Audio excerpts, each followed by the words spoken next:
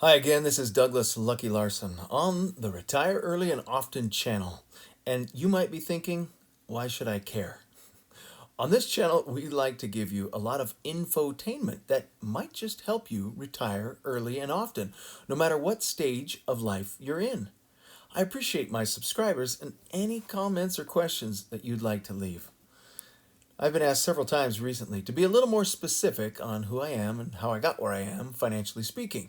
The short version is that I'm an ordinary guy, actually kind of a lazy surf bum from Southern California that eventually became pretty successful the slow and kind of boring way with real estate investing. It started out as a side hustle to my day job, and I was able to quit my day job after about 8 years and a total of 6 rental and flip properties.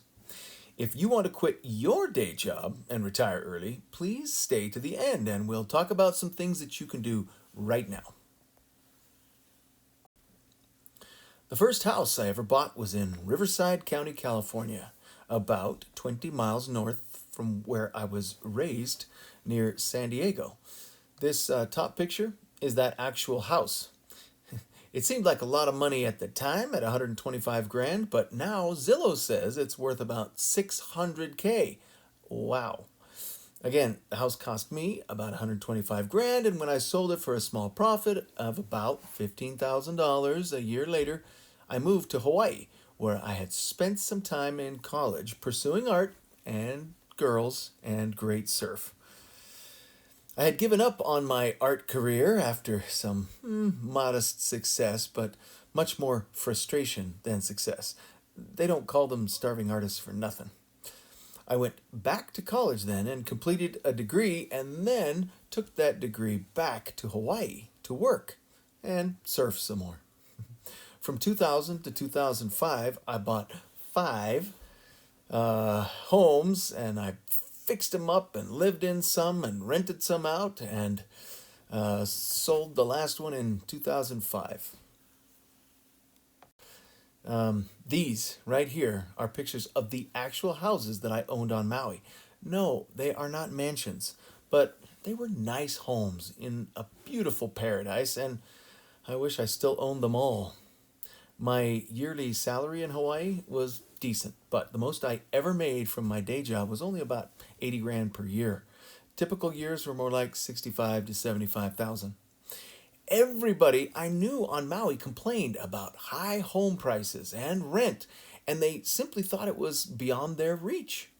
Does that sound familiar now in 2022? Yeah. During my whole life, homes have always seemed expensive because when credit is easy, everybody is buying and bidding up the prices. Plus, if you live in a desirable area like Hawaii or Southern California, everybody wants to own. If the market is down, however, and maybe the country is in an economic recession, well, everyone questions whether or not homeownership is even a good idea at all or if prices are just going to drop. Sometimes it's difficult to get a loan, like in 2008 and 9. And even if you wanted to buy a home, you couldn't in the traditional way, most people, because banks just simply were not lending. Well, that kind of situation requires a little more creativity, and we can talk about that in other videos. But the door seems closed for many people all of the time. Well, the early 2000s were a great time to be able to borrow money. And although rates were between, 5, 6, even up to 7%, I could see that real estate demand and the prices were probably going up.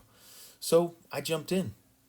To afford my homes on Maui, I usually had housemates, or I sectioned off parts of the homes to make ohana units, or what most people would call mother-in-law apartments.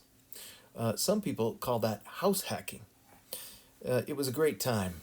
For real estate, I made quite a bit of money. And again, at this time, it was just a side hustle to my day job. Now, I had gone through a divorce in 2002 while living on Maui. 0 stars, by the way, do not recommend. Thankfully, my wife and I had no kids, and it wasn't too messy. I still give it 0 stars. Single life on Maui, sure, it's fun, but I knew that I wanted to get married again, and unless you like dope smoking hippie chicks that smell like pot and BO and incense and have armpit hair, well, your options are a bit limited. I decided to expand my search, and while on a singles cruise in the Caribbean, I met a wonderful woman who happened to be from Utah. She had also been through a divorce, and I decided in late 2004 to move back to the mainland. And Utah has been my primary residence for over 17 years. Because of the real estate investments that I had made on Maui, I was able to quit my day job and just focus on investing. I've been married now to my wonderful wife, Lisa, for 17 years. She's been amazing. Finding a great life partner and soulmate is a huge part of success and fulfillment. My wife, Lisa, was a little skeptical, I'll be honest, at first, of my real estate ambitions. Now, one sneaky trick to get your spouse on board with investing is watching some of those HGTV shows together. Some flipping shows and design competitions. Yeah, they really get your excitement going. Now, I know that most of those shows gloss over many of the tough details of investing, but they really were a catalyst to get my wife on board. She is now my real estate business partner and has been a huge help with some bookkeeping and payroll, but also home design and staging. We have three awesome kids, and life is pretty busy, but really awesome. Real estate has been the key to our financial success, and even my kids love to help out in the family business. No, not really. That's a lie. They really do not like it very much. But once in a while, we do get them swinging a hammer, breaking out a wall, or helping out with little jobs here and there.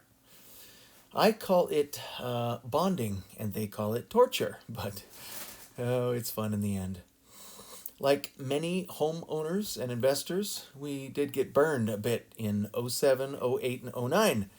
We did not lose a single property to foreclosure, and I don't think we even had a single 30-day late on any of our mortgage payments. But it was a painful time. We did see our net worth drop by half, and we went all of 2008 and 2009 with zero income. Thankfully, we had sold some of our properties before things got really horrible, and we were able to get started in investing again in 2010 when we saw some incredible opportunities start to pop up. The opportunities at the beginning there were vacant lots, fully improved with all the utilities, and they were located in approved subdivisions. They were selling for far less than the cost of just the utilities and improvements. Literally dirt cheap dirt.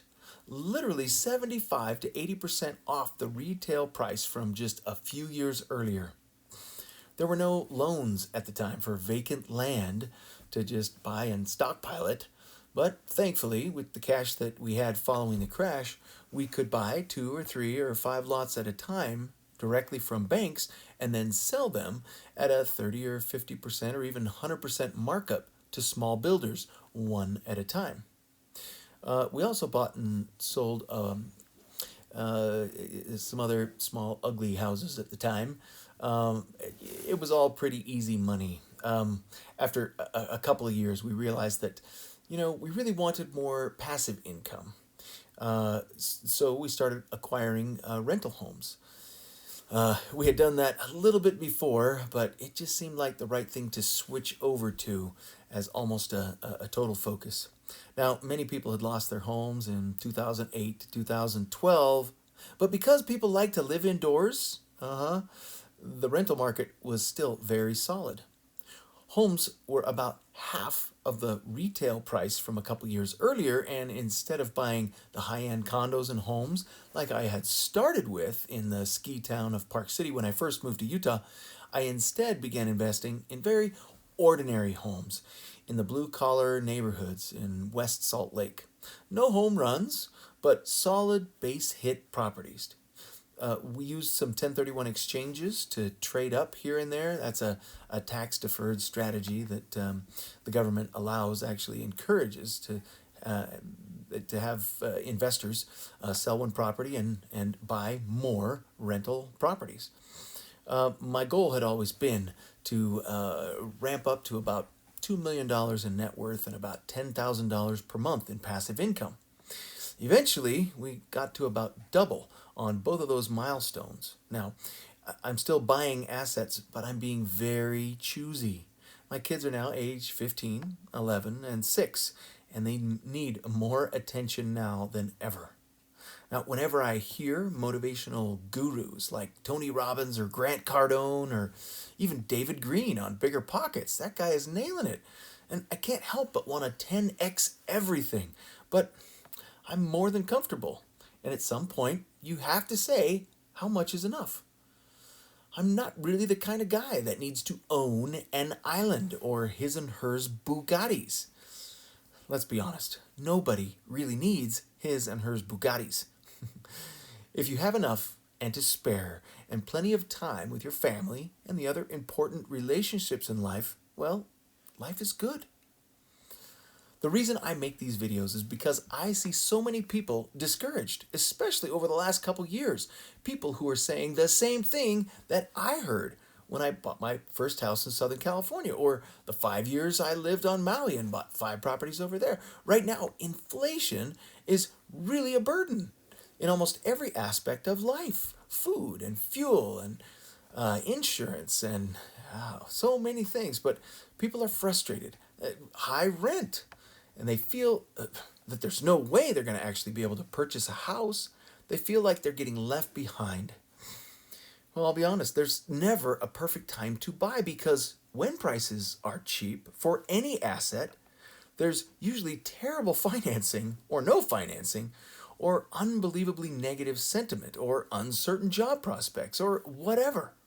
When financing is easy, or at least low interest, everybody is piling in. They're jumping on that bandwagon and buying homes or stocks or Bitcoin or NFTs or whatever, and they're bidding the prices up. Again, there's never a perfect time to buy until you look back in hindsight and say, oh, that was it, like 2 years ago or 5 years ago, whatever. But there can always be good opportunities if you look hard and create the right terms. I always like to give useful infotainment, not advice, because I am not your advisor, but I like to give some kind of information that my viewers can use. If you are 20-something and just starting out, keep your expenses low and invest what you can, hopefully in assets that pay you back. Maybe the top oil producers or miners, some company that gives you dividends on your investment. Maybe one of the top cryptos. I own a little bit of Ethereum, and I know people that have invested in lots of different coins, and some have had great success, and some have lost money. Be careful. But if you keep putting money away, especially money that's extra, that you don't need for bills, then you may just be looking pretty good in a few years. For some people, the best thing to do is just learn some skills, like plumbing or electrical or car mechanics or high-end web design or sales. These skills can become a side hustle and eventually help you purchase assets or partner with the right people to really improve your future. If you're a little older than 20-something but have no assets, the same things will work for you. Don't think it's too late. If you're already holding some assets and wondering what to do next because you see volatility in the stock market or in crypto, well, I don't know, maybe owning the right real estate could be the right and maybe perfect next step. Don't whine to me about high prices, I know, or expensive markets, I know. I've owned 8 different homes in Southern California, a dozen in Park City, Utah, and as I mentioned, 5 different properties on Maui. I know what expensive bubble markets look like. Those are all very expensive markets. Most of my properties, however, have been and still are in affordable areas of Utah. I also have a property in Idaho and a couple in Southern California. But trust me, you can buy something almost anywhere if you are creative enough. If you are determined you can find something that makes sense within 30 to 50 miles of where you live right now. Even if we do experience a real estate downturn, and let's say it's just as bad as the '07, '08, '09 crash, well, landlords collecting rent really didn't care about the price tag. The rents just keep coming in, and 5 or 10 years later, your equity is probably looking just fine, if not amazing, and you are well on your way to financial freedom. Again, I don't give advice, but infotainment and personal experience, and hopefully that can help you. So the title of this video is Retire Early, and if I could give just one key, and I've given you a few here, one key though, I've got to say it's deciding what you really want and going after it, one small but deliberate step at a time. Do not get distracted with mindless time-wasting activities that don't lead you where you want to go. You don't have to do grand things each day, but small steps on a deliberate path. If your new hobby, for instance, becomes investing and financial freedom instead of Call of Duty or Netflix or porn, hello, well, your education and even small efforts will add up. And in a year or 3 or 5 or 10, you will be amazed where you are. Really, if you had seen me as a surf bum a few decades ago, then you would know for sure that you can do this. Please give us a thumbs up and subscribe and share our channel because it really does help. And I hope to see you on the next video.